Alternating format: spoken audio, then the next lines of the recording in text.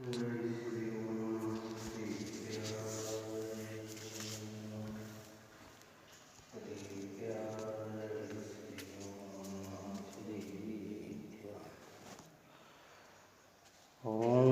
जय जय जय नमस्तु नमस्तु नमस्तु। मंगलम भगवान वीरो मंगलम भूतमगणी मंगलम कुंद कुंदार्यो जयेन्द्रमस्तु मंगलम।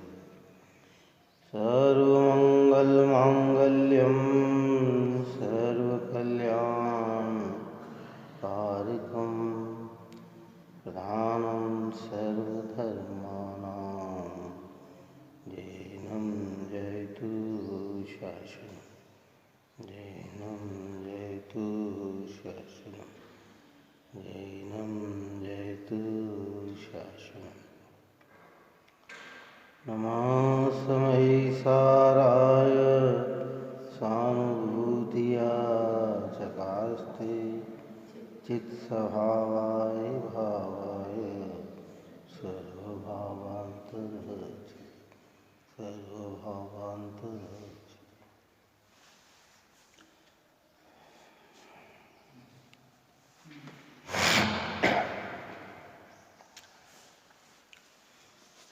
गाथा अपने 74 नंबर की चल रही थी।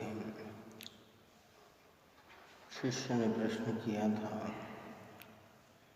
कि ज्ञान होने का और आश्रव की निवृत्ति का समकाल कैसे है, एक काल कैसे है। उसके जवाब में ये गाथा ही थी कि जब आश्रव का स्वरूप ऐसा है और आत्मा का स्वरूप ऐसा है कि आश्रव भाव जो है वो निबद्ध भाव है, वो अध्रुव भाव है, वो असरण भाव है, अनित्य भाव है, दुख रूप है और फल भी जिसका दुख है।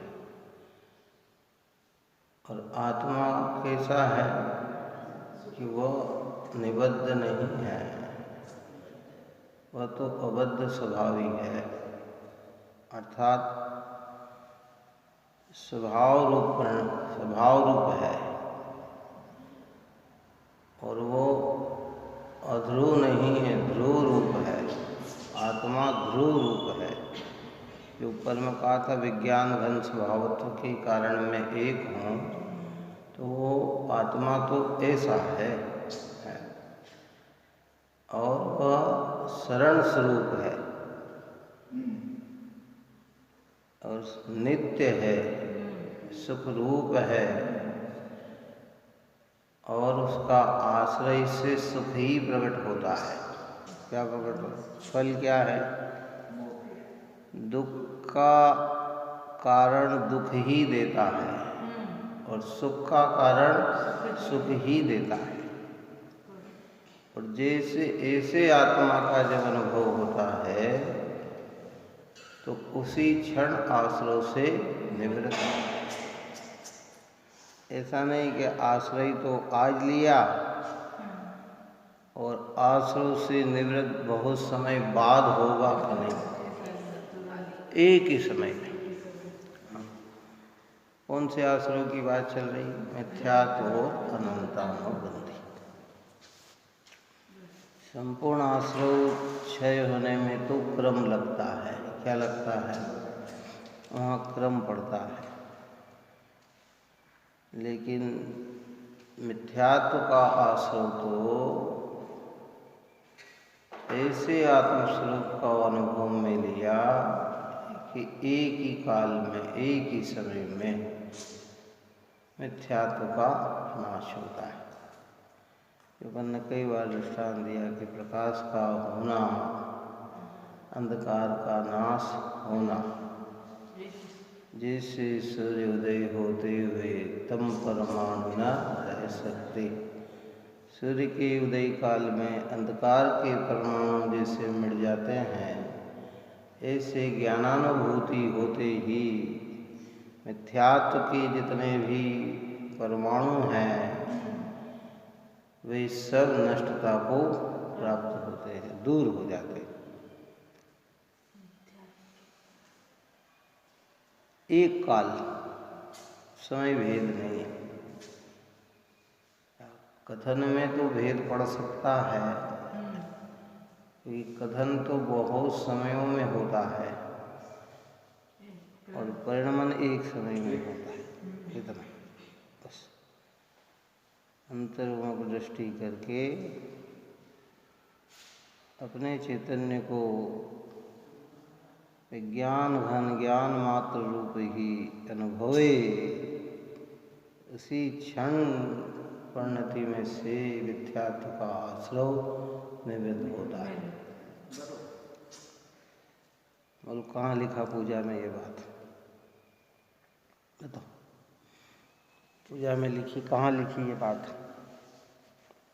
रोज करते पर पूजा। क्षण भर निज रस को पीछे तन, मिथ्यामल को धो देता है, आशायिक भाव विनष्ट किए, निज आनंद अमृत पीता। एक क्षण मत, क्षण भर निज रस को पीछे तन। बना बनाया भगवान आत्मा पर हम में विराजमान है, तो एक क्षण की स्वीकृति से अनादि मिथ्यात्व छूट जाता है। टाइम नहीं लगता भाई। उस एक क्षण की अनुभूति के लिए ये प्रयत्न है। ये प्रयत्न काय का है? उस एक क्षण की अनुभूति में अनादिकाल का मिथ्यात्व छूट जाता है। इसलिए ये काल है आश्रव से निवृत्त का और आत्मा की अनुभूति का एक काल है, समय भेद नहीं है। एक क्षण, उस एक क्षण को बनाने में ये समय है। जीव शास्त्र गुरु की निकटता, बार बार इन वचनों को विचार में लेना, चिंतन में लेना, निर्णय करना, हुआ को करना है। जिस समय ऐसी अनुभूति हो कि आश्रव से उसी क्षण निवृत्त होता है, उसी क्षण निवृत्त होता है। वो कहना कि बहुत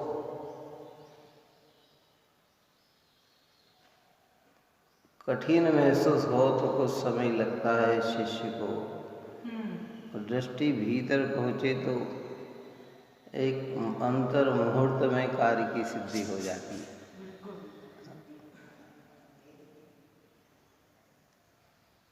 इसलिए आश्रव का स्वरूप ऐसा और आत्मा का स्वरूप ऐसा, जिसमें अपन ने पहले बोल की चर्चा की थी, पढ़ लेते हैं फिर आगे चलते।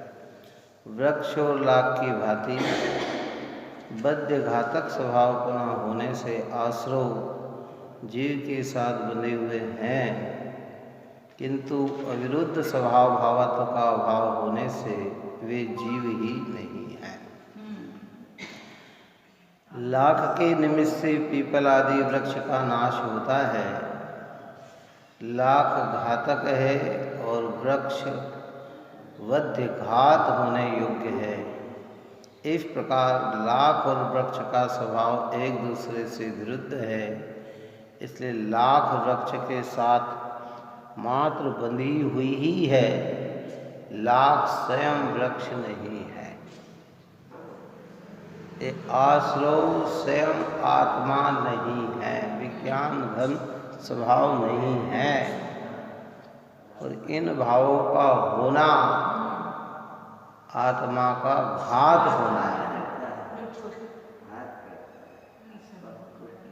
मिथ्यात्व तो कर्म सिद्धांत में देखा जाए तो सर्वघाती प्रकृतियाँ है। आत्मा के स्वरूप को घातती है, पूरी रूप से घातती है। इसलिए तो अनंत काल हो गया भैया, अनंत काल हो गया। मिथ्यात्व अनंतानुबंधी सर्वघाती प्रकृति। 43 प्रकृतियों में सर्वघाती और एक देशघाती 26 प्रकृतियाँ सर्वघाती, 21 प्रकृतियाँ एक देशघाती।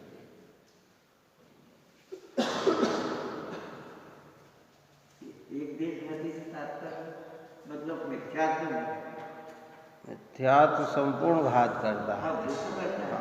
ये जैसे आप 26 प्रकृति उसमें हाँ, मिथ्यात्व में हाँ, सर्वघाती और 21 प्रकृति हाँ, एक देशघाती। हाँ।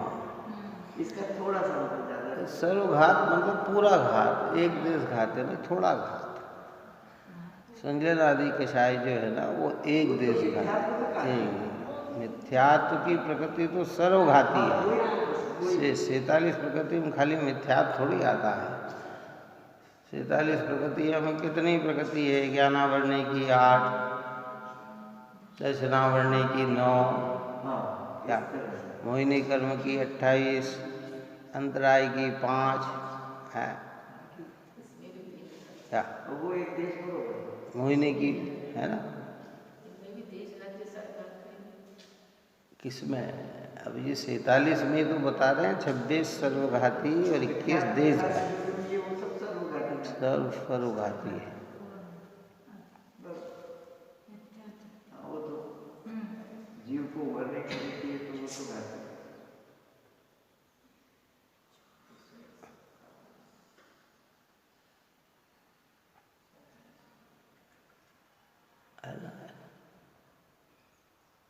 ये हमें विचार करना है इन बातों को। प्रश्न तो यहाँ ये है कि ये मिथ्यात्व के साथ चलने वाली जो प्रवृत्तियाँ है ये आत्मा के स्वभाव को घातती है। अब इसमें क्यों ये बताया, ये बात क्यों कह रही है कि मिथ्यात्व के साथ पुण्य भी बंधे तो आत्मा की उन्नति नहीं होती, आत्मा का नुकसान ही है। पुण्य पाप की प्रकृतियों में जब भेद करके समझाएंगे तो पुण्य को अच्छा कहेंगे, पाप को बुरा कहेंगे, क्या कहेंगे है। लेकिन जब स्वभाव के सामने बात की जाएगी तो अगर मिथ्यात्व युक्त परिणाम है और पुण्य परिणाम भी है तो उसमें आत्मा की उन्नति नहीं है। व्यवहार से तो कहते बहुत अच्छा किया, तो उन्नति काय में है कि इन आश्रम से निवृत्ति ले, मिथ्यात्व से निवृत्ति ले, इसमें उन्नति है। समझाने का प्रयोजन तो ये है बस। हाँ,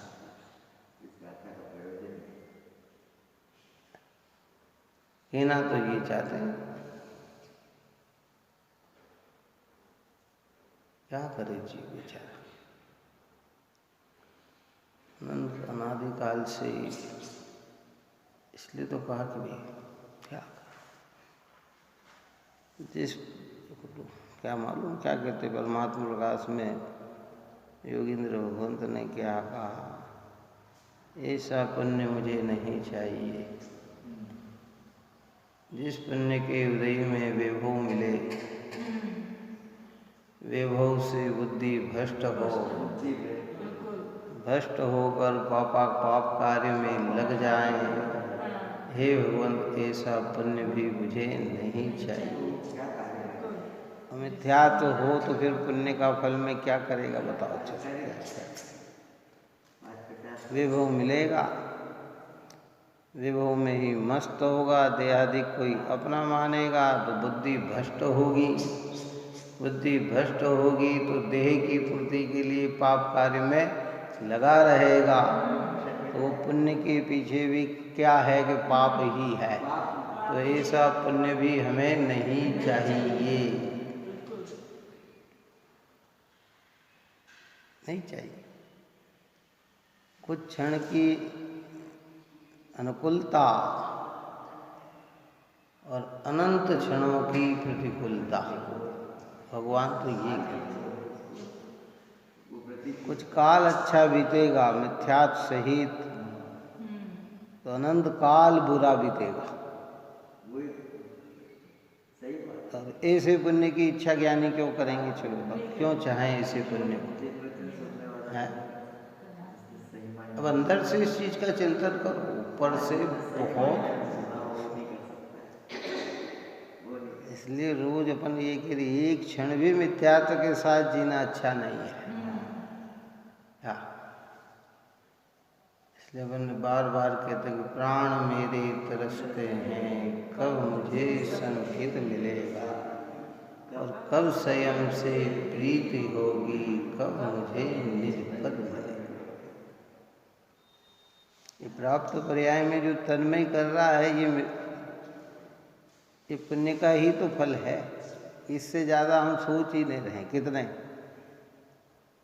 पहले ज़्यादा सोच रहे शरीर संबंधी, शरीर से हटे तो परिवार संबंधी, मकान संबंधी, दुकान संबंधी, रिश्तेदार संबंधी।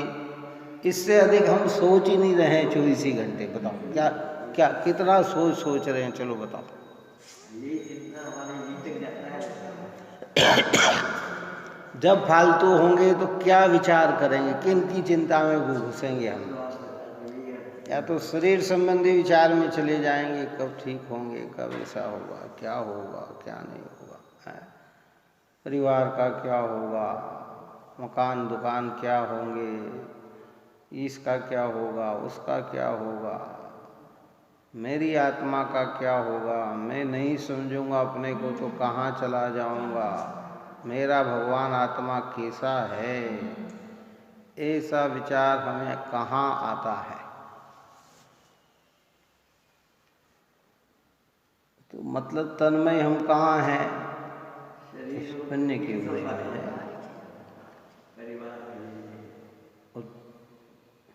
अपेक्षा से ही सारी बात लेना भाई। देखो, हाँ तो कहते हैं कि आश्रव भाव निबद्ध भाव है, तेरे स्वभाव के घातक भाव है।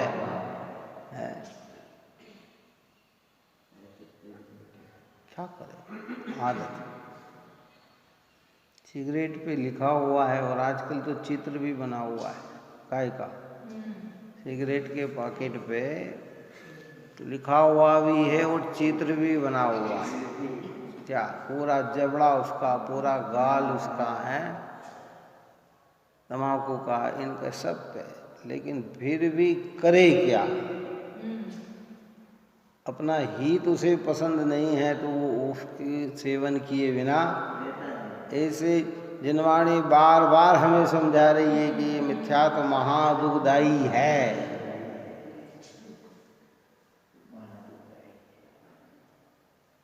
ये मिथ्यात्व रहने रखने लायक नहीं है।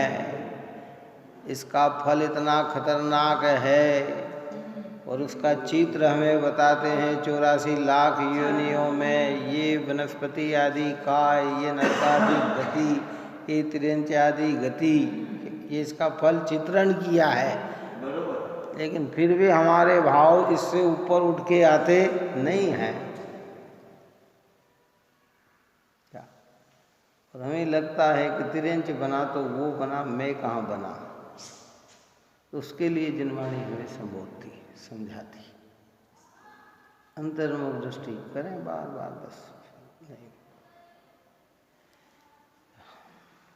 इस प्रकार आश्रव घातक है और आत्मा बद्ध है, घात होने योग्य है। इस प्रकार विरुद्ध स्वभाव होने से आश्रव स्वयं जीव नहीं। पहले तो ये दृढ़ निर्णय कर लेना, और ऊपर अपन ने इसकी चर्चा करते हुए आए हैं। जल में शैवाल जल से भिन्न है। शैवाल है वो जल में दिखता है, पर शैवाल का स्वभाव और जल का स्वभाव अलग अलग है। जल निर्मल है तो शैवाल मलिन है। आश्रव मलिन है और आत्मा निर्मल है। आत्मा निर्मल है। इसलिए इसमें एकत्व बुद्धि का परित्याग करें। सूची भावना में जयचंद जी छाबड़ा जी ने लिखा कि निर्मल अपनी आत्मा देह अपावन घे, जाने भव्य निज भाव को, यासो तजो स्नेह। आत्मा कैसी है कि निर्मल है, कि निर्मल अपनी आत्मा, और ये देह अपावन घे, देह अपवित्र का घर है। क्या है? घर है ना, घर। ये शरीर जो है ना, ये बिल्कुल अपवित्रता का घर है। बुद्धचंद जी ने तो कहा कि ऊपर की चमड़ी हटा दी जाए तो इससे ज्यादा घिनौनी चीज कुछ भी नहीं है। क्यों है?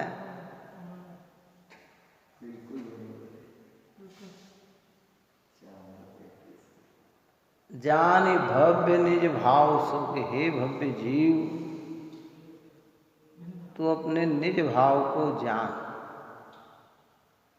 और यासो तजो इसने, ये ऐसा समझकर इसका इसने, यानी ये मैं हूँ, ये मेरी है, मैंने इसे बनाई है और मुझे इसे भोगना है। व्यवहार कहते हैं कि हम इसको भोगते हैं, परमार्थ में ज्ञानी देह का भोग नहीं करते, वो तो काय का भोग करते हैं, ज्ञान का भोग करते हैं। जो वो है उसका भोग करेंगे। भोग यानी वेदन। भोग का मतलब क्या? वेदन। निमित्त नैमित्तिकता हम बताते हैं कि स्वभाव है, पैर दुख रहा, हाथ दुख रहा, आज तो मेरे को बहुत अच्छा फील हो रहा, स्वस्थ हूँ, निरोग हूँ आज तो, ये तो सब व्यवहार है। परमार्थ से तो यानी का वेदन ज्ञान नहीं। कैसा वेदन? ज्ञान में वेदन है उसका, उसका वेदन ज्ञान में। इसलिए इसकी एकत्व बुद्धि का परित्याग कर, स्वस्वामी संबंध बुद्धि का परित्याग कर। ये आश्रव भाव है। कौन से हैं? ये आश्रव हैं। और ये ऐसे भाव हो, हम, मैंने उस रोज कहा था कि हम दुनिया में कोई पाप न करें, न हिंसा करने जाए, न झूठ बोलने जाए, न किसी की वस्तु उठाने जाए, न विचार करें, न धन आदि का संग्रह करें। बिल्कुल एक सब त्याग करके मंदिर में बैठे रहें, फिर भी देह को अपना माने, राग को अपना माने, तो कहते मिथ्यात्व का पाप तो निरंतर चल रहा है, आश्रव तो निरंतर चल रहा है।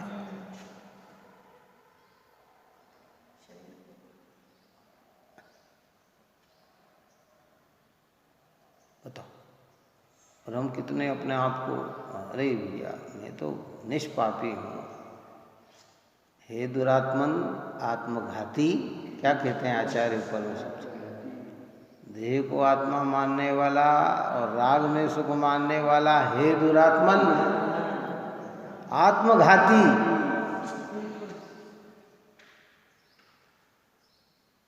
ऐसे शब्द से प्रयोग करते हैं। और बाहर में हमें कोई कह दे दुरात्मन तो हम झगड़ने के लिए तैयार हो जाएं। हैं पापी कह दे, हैं तुम करते होगे पाप, हमने तो सब छोड़ दिया, सब त्याग कर दिया। अरे भाई कुछ भी नहीं छोड़ा, कुछ भी त्याग नहीं किया।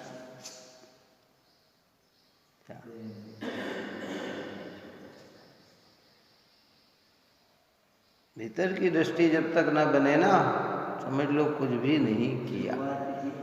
और ये जिनवाणी माता हमारी दृष्टि भीतर की बनाती है।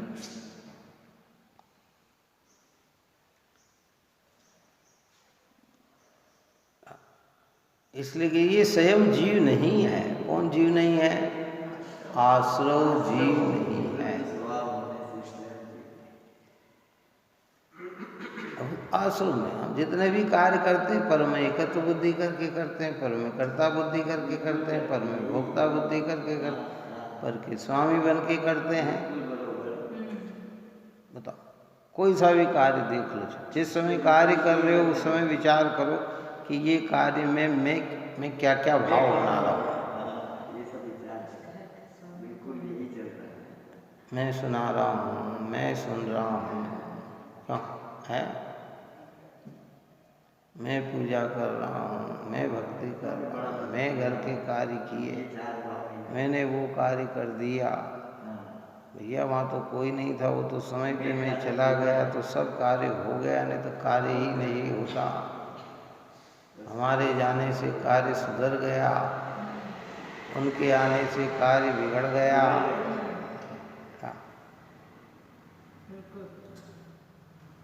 ये सब करता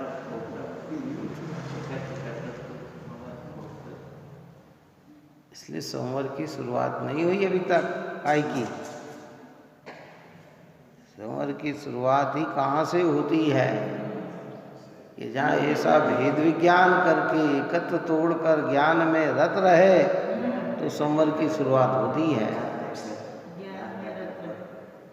आश्रव तो फिर भी होता है, पर मिथ्यात्व का आश्रव रुक जाता है,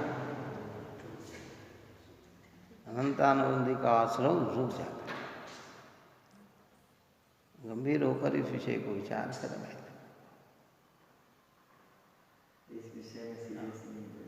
इसलिए ये आश्रव स्वयं जीव नहीं है। पहले तो इतना निर्णय करें, जैसे हमने स्थूलता में निर्णय किया देह जीव नहीं है, देह पुद्गल है और मैं जीव हूँ। अब ये दो द्रव्य की भिन्नता, अब दो तत्वों की भिन्नता। ये आश्रव तत्व है, ये जीव नहीं है, मैं जीव ज्ञाता स्वभावी हूँ, देह में नहीं हूँ। ये दो द्रव्य की भिन्नता। कौन से द्रव्य की? ये देह पौद्गलिक अजीव है और मैं जीव हूँ। तू चेतन ये देह अचेतन, यह जड़ तू ज्ञानी है। मिले अनादि यत्न ते बिछड़े पै और पानी। अनादि से मिले हैं दूध और पानी की भांति, पर दूध है वह पानी नहीं, पानी है वह दूध नहीं, ऐसा भेद ज्ञान हुआ। अब इससे भी आगे की चर्चा कर रहे हैं कि जो दो तत्वों में मैं तो जीव तत्व हूँ और ये भाव आश्रव तत्व है। मिथ्यात्व का भाव आश्रव तत्व है, कषाय का भाव आश्रव तत्व है। विदत प्रमाद कषाय का भाव आश्रव तत्व है। ये सब आश्रव है और ये आश्रव कैसे? आत्मा के लिए घातक है। मिथ्यात्व अनंतानुबंधी घातक है और अन्य आश्रव घातक नहीं, ऐसा नहीं, वे भी घातक हैं, लेकिन जितना घात ये करते हैं वैसा घात उनसे होता नहीं। इसलिए क्रम क्रम में जाते हैं। और ऊपर ऊपर का श्रद्धा तो ज्ञानी की समस्त आश्रव से भिन्न होने की है, बोलो, लेकिन मोटे आश्रव से भिन्न हुए बिना छोटे आश्रव से भिन्न हो सकता है।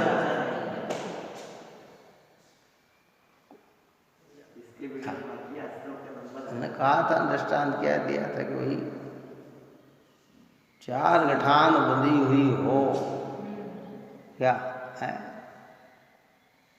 और ऊपर की गठान खुले बिना कोई नीचे की गठान खोल ले, ऐसा संभव नहीं है। वो तो पहले ऊपर की खुलेगी, भले वो कितनी टाइट बांधी जाए, पहले वो खुलेगी, उसके बाद दूसरी खुलेगी, तीसरी खुलेगी, चौथी खुलेगी। हो सकता है कि पहली खोलने के बाद दूसरी, तीसरी, चौथी में देर लग जाए, लेकिन खुलेगी उसी क्रम से, इसी क्रम से, उसी क्रम से लगेगी। टाइम तो लगेगा उसमें। अब टाइम तो बहुत हो सकता है। अब पूरे अगर अगर इस तरीके से विचार करें तो खुलने में एक भव भी लग सकते हैं और पूरी खुलने में 15 भव भी लग सकते हैं, खुलेगी जरूर। इसलिए आश्रव कैसे हैं कि निबद्ध भाव। निबद्ध भाव का अर्थ समझ में आ गया पूरा? क्या निबद्ध भाव? निबद्ध यानी बंधे हुए भाव, संयोगी भाव। ये आत्मा के स्वभाव भाव नहीं है। जैसे वृक्ष में लाख, वह संयोगी है, लाख वृक्ष में ही होती है, पर वृक्ष का स्वभाव नहीं होती है। लाख ऊपर ऊपर होती है कि अंदर होती है? कि ऊपर ऊपर होती है। क्या वृक्ष में, पीपल में जो लाख है ना, वो कहाँ है? ऊपर ऊपर है, वो ऊपर ऊपर है। और उस ऊपर ऊपर लाख को हटाया न जाए तो वो वृक्ष का घात करती है। ऐसे आश्रव भाव को हटाया न जाए तो ये आत्मा को समूल नाश का मतलब है कि आत्मा के स्वभाव को प्रकट नहीं करने देती। घात का मतलब ये कि वो प्रकट नहीं होने देती और उसकी दशा ऐसी हो जाती है कि एक दिन अक्षर के अनंतवें भाग में जाकर ये जीव चला जाता है, जहाँ जीव को जीवपने का भी भान नहीं होता है। अभी तो हमें काय का भान है? हम जीव हैं। बोलो, है कि नहीं? ऐसा किसके द्वारा विश्वास हो रहा है? जिनवाणी के द्वारा और विचार के द्वारा आ रहा है। लेकिन वहाँ कहाँ जिनवाणी हमारे कान ही नहीं है, तो कान में पड़ने की बात क्या? निगोद दशा में तो इंद्रिया ही नहीं है भाई, खाली एक स्पर्श इंद्री है खाली है। और उसमें भी एक शरीर तो एक है और उसमें रहने वाली आत्मा अनंत है। प्रत्येक वनस्पति काय बने तो एक का स्वामी एक हो सकता है, लेकिन साधारण वनस्पति काय बन गया तो फिर एक शरीर के आश्रय अनंत जीव, कितने अनंत जीव है। क्यों? और अनंत में रहने में पीड़ा है कि एक में रहने में ज़्यादा पीड़ा? बताओ क्यों? एक धर्मशाला है जिसमें चाहे जितने आदमी आके ठहर सकते हैं, कोई राख नो ना ऑब्जेक्शन नहीं है, तो वहाँ के रहने वाले व्यक्ति तकलीफ उठाते हैं कि फ़ायदा उठाते हैं? और एक मकान है कि जिसमें एक ही जना रहता है, अपना परिवार रहता है, तो वो उसका स्वामी, तो वो वहाँ शांति अनुभव करता है क्या शांति अनुभव करता है? दृष्टांत है ये। एक आप और हम, इसमें एक स्वामी है इस शरीर के। कितने स्वामी हैं? है। और वहाँ तो निगोद में कितने हैं? एक शरीर और संख्यात उसके। तो वहाँ तो दुख ही दुख उठाना, उसे पीड़ा ही पीड़ा उठानी है, तकलीफ ही तकलीफ उठानी है। इसलिए तो कहा ना कि इनके दुख सर्वज्ञ के ज्ञान में ही, हम तो खाली वचनों से कह सकते हैं कि भयानक दुख है। क्या कह सकते हैं? नरकों की दुख हम कह सकते हैं कि दुख भयानक है, लेकिन वास्तविक दुख तो जो भोग रहा है और जो भगवान जान रहे हैं, बस वो ही है। हमारा ज्ञान नहीं पहुंच पाता। हम सोच सकते हैं होगा, बहुत होगा, बहुत होगा, बहुत होगा। क्या करें? इसलिए निबद्ध भाव स्वभाव भाव नहीं है। तो पहले तो इन्हें निबद्ध जाने, बंधे हुए जाने, संयोगी जाने। इसलिए इन भावों को शास्त्रों में उपाधिक भाव कहा। इनको संयोगी भाव कहा। क्या कहा? ये भाव कैसे हैं? औपाधिक भाव। ये आत्मा में उपाधियाँ है, पर निमित्त से होने वाले भाव हैं, ये संयोगी भाव हैं, संयोग से होने वाले भाव हैं। और ये जानना चैतन्य क्या है? ये स्वाभाविक भाव है, ये सदाकाल रहने वाला भाव है। ये पर निमित्त से नहीं होता, स्वभाव से उत्पन्न होने वाला भाव है। इतना अंतर समझ में आए, कितना अंतर समझ में आई है। और अंतर समझ के आने पर जैसे ज्ञाता स्वभाव की महिमा आई कि उसी क्षण आश्रव से निवृत्ति।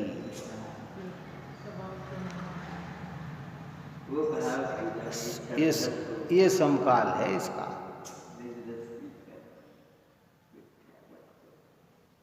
पाप से निवृत्ति तो कदाचित हमने ली, लेकिन आश्रव से निवृत्ति आज तक नहीं। कदाचित कहने का मतलब क्या? कभी कभार ली।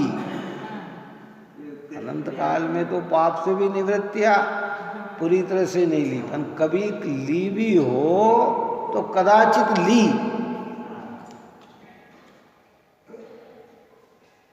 मनुष्य जीवन में भी सा पाप छोड़े हों और मुनि बनकर भी पाप छोड़े हों क्या? लेकिन ये आश्रव आत्मा है, इसी से मेरा हित है, इसी से मेरा कल्याण है, ऐसी मान्यता का परित्याग आज तक नहीं किया। सोचिए आप और अपने मनुष्य जीवन में ही आप और हम देखें, हम कई हो सकता है देव शास्त्र गुरु की सानिध्यता में आने से, जिनवाणी का पठन श्रवण करने से कुछ पाप का भाव हमारा छूट भी गया हो, लेकिन आश्रव छूट गया नहीं छूटा, क्योंकि मिथ्या भाव तो सर पे चढ़ के बोलता है। हम अपन ने भी उपगुण चलाया था ना, उपगुण गुण सम्यक दृष्टि का। सम्यक दृष्टि में उपगुण होता है। हमारी दशा ये है कि हमारे पाप को हम छिपाते हैं और हमारी पुण्य क्रिया को व्यक्त करते हैं, उजागर करते हैं। दूसरे की पुण्य क्रिया को छिपाते हैं और पाप क्रिया को उजागर करते हैं। क्या करते हैं? वो कितनी धार्मिक क्रिया कर रहा हो तो छिपा देंगे, लेकिन 1, 2, 4 थोड़ी सी कमी है तो उजागर करेंगे। और हमारे दिन में कैसे कैसे भाव हो गए, कहाँ कहाँ हमारे परिणाम बिगड़ गए, कहाँ कहाँ हमने गलतियाँ कर ली, उसे तो हम छिपा जाएंगे।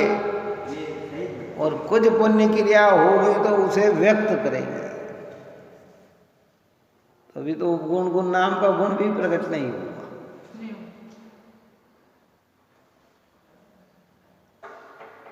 सोचे, बहुत गंभीर बात है। इसलिए यहाँ कहते आश्रव से निवृत्त कैसे होता है? एक काल की, एक ही काल।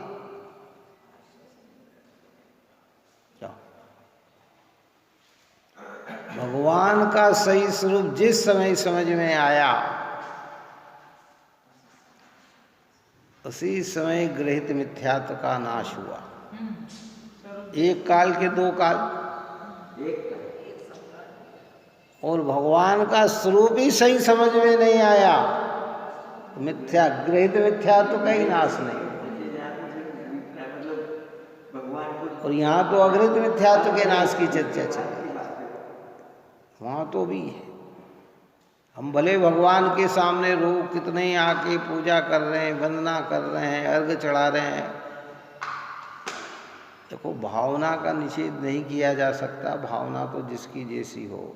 कोई कहता नहीं साहब मेरे तो भाव उत्कृष्ट हैं, अच्छे हैं, मैं तो भगवान को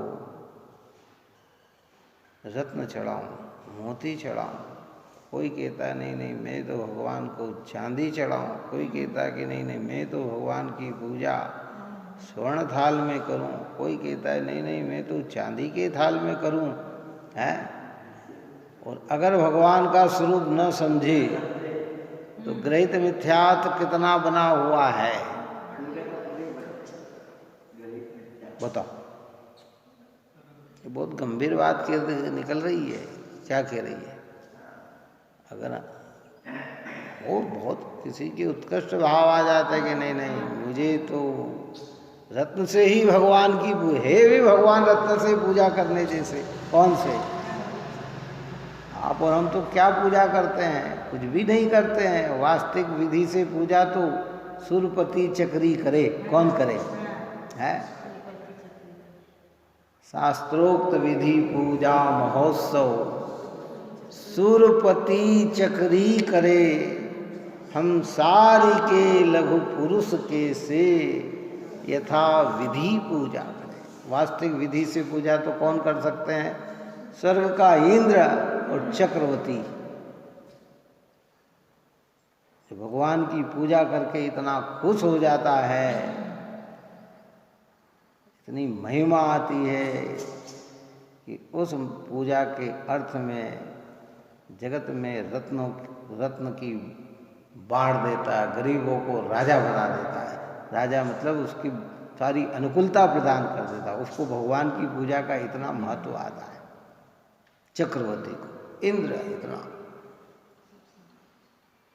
इतने रत्न बरसाने के ऑर्डर दे देता, जाओ रत्न बरसाओ। तो महिमा तो वास्तव में किनको आती है? उनको आती है, लेकिन फिर भी वो कोई रत्नों से करता है। अब सम्यक दृष्टि स्वधर्म इंद्र को तो भगवान का पूरा स्वरूप ख्याल में है। क्या सम्यक दृष्टि चक्रवर्ती को तो भगवान का पूरा स्वरूप ख्याल में है। और किसी को नहीं ख्याल में हो तो उसकी भी भावना आती है, बोलते ऐसे नहीं भगवान ऐसे नहीं, हमें तो भगवान के लिए अरे भैया सोने की पालिश होना चाहिए मंदिर में। उसको ऐसे भी भाव आ जाते हैं, सोने की पालिश भी कराते। इसी को एक नहीं स्वर्ण कलश से ही भगवान के अभिषेक होना चाहिए, तो स्वर्ण कलश के भी भाव आ जाता है। क्योंकि नहीं थाली चांदी की सोने की होना चाहिए, तो सोने की थाली में भी कर सकता है। अपने अपने भाव जैसे जैसे भाव। परंतु अगर भगवान का स्वरूप न जाने तो अगर किसी ने सोने की पालिश कराई और स्वर्ण थाल में और स्वर्ण गड्डी से कलश करे तो क्या उसका मिथ्यात्व चला गया? और कोई सामान्य गड्डी से अगर भगवान के कलश करे और भगवान के स्वरूप को जाने तो क्या वो मिथ्यात्व ही हो गया? मिथ्यात्व ग्रहित कहाँ से जाएगा? जिनका मिथ्यात्व चला जाए उनको भगवान की अद्भुत महिमा आए बिना रहती नहीं है। तो उनको जो श्रद्धा में वो समर्पण करते हैं, वो समर्पण करते हैं। अरे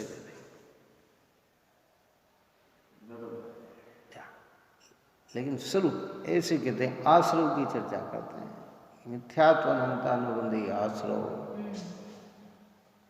पाप कार्य को छोड़ के पुण्य कार्य में लग गया और इस पुण्य कार्य में भी एकता बुद्धि, कर्ता बुद्धि, स्वामित्व बुद्धि, भोक्तत्व बुद्धि है तो कषाय तो तेरी मिथ्यात्व का आश्रव तो बना का बना है। बड़े बड़े महिमा, बहुत सारी महिमा आना भी चाहिए भाई। देखो इसे पवित्र चीज़ है, कितनी महिमा आती है? सुधर्म में इंद्र को कितनी महिमा आती है।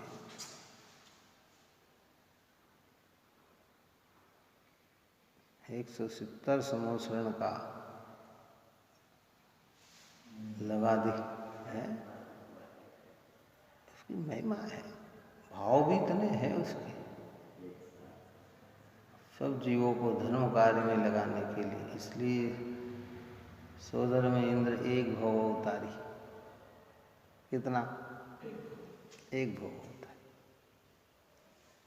इंद्र जितने भी होते हैं ना सब एक भव उतारी होते हैं। वो तो वहाँ जितने भी आते हैं मनुष्य बनकर साधना की पूर्णता पूरी करे और केवल ज्ञान को प्राप्त करे। और सोधर्मेंद्र कौन बनता है? बोलो, आश्रव और आत्मा से भिन्नता जानने वाला बनता है कि आश्रव को आत्मा मानने वाला बनता है?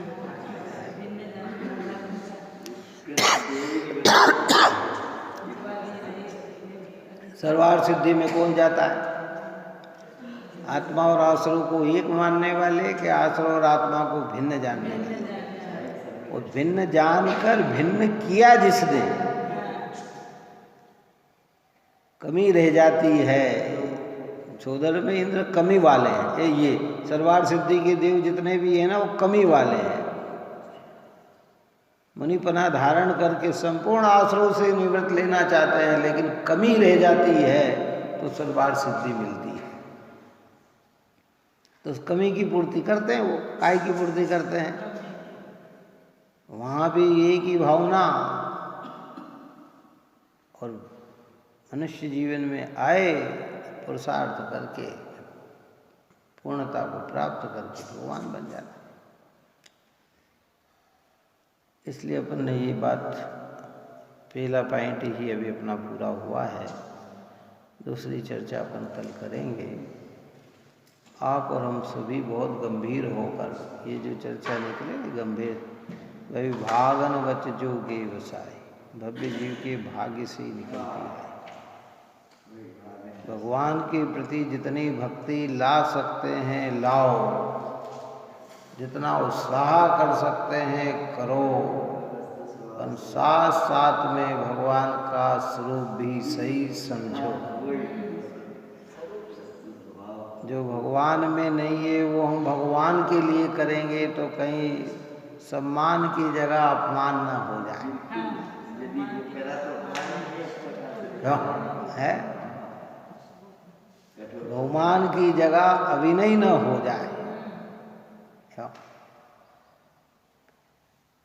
अंतिम बात की बहुत इच्छा कोई हमारे त्यागी वृत्ति आए, धर्मात्मा पुरुष आए, समदृष्टि आए, या जिसे जिस चीज का त्याग हो, और हम उसे बहुत कीमती चीज खिलाना चाहते हैं पर वो उसके त्याग के विरुद्ध है, और हम उस प्रेम से कि नहीं साहब खाना पड़ेगा, तो हमने उनका सम्मान किया कि अपमान किया? चलो है, हमें तो उन्हें वो चीज खिलाना कि जो निर्दोष हो। तो भगवान के सामने तो वही कार्य करना कि जो निर्दोष हो, दोष सहित काम हो, तो भगवान का सम्मान कहाँ, वो तो भगवान का क्या हो जाता है, अपमान हो जाता है। भगवान तो मान अपमान से दूर है, लेकिन हमारी परिणति में भाव का फल अनुकूल नहीं। ऐसी चर्चा यहाँ योग से निकली है। आप और हम सभी जीव ऐसे पवित्र जिनेंद्र भगवान, जिनवाणी माता और निर्ग्रंथ मुनिराज की निकटता में रहकर तत्व अभ्यास करके विद्यार्थ का परित्याग करें। यही मंगल।